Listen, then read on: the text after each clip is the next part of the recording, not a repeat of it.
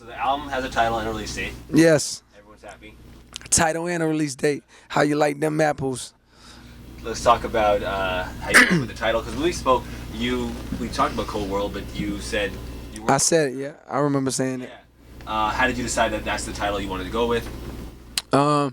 So with the title, in terms of the title, I remember I used to be like, yeah, Cold World, I like it. If you listen to what I said, I was like, yeah, I like it. But it's like more like a mixtape title. And the fact that everybody else was telling me like, oh, that should be the album title, I was kind of getting defensive like, nah, man. Plus I was juggling like five other album titles. But I actually wanted to do Cold World for the second album title. But by the time people started suggesting it, it just kind of went all the way out the window. So when I came up with an album title that I actually liked, it was The Sideline Story. Like, I loved it, like, because it fit the story so perfect, what I wanted to say, the things that I was feeling, things I was saying, or whatever. But it felt incomplete. J. Cole, The Sideline Story, it felt incomplete. I was like, man, let's make it a series and make Cold World the Star Wars, you know what I'm saying?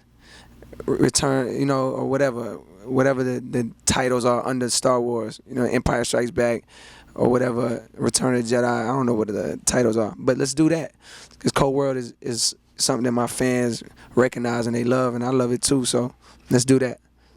Now, who did you work with? Last time we spoke, it was you did a lot of production. Yeah. You had, Danger on there. Yeah. Who else have you worked with since then? Since then, when I spoke to you, I worked with Brian Kidd. Brian Kidd. I mean, I got in with Stargate. I got in with Shay Taylor. But the songs that are gonna make the album, me, No ID, Danger Hands, Brian Kidd.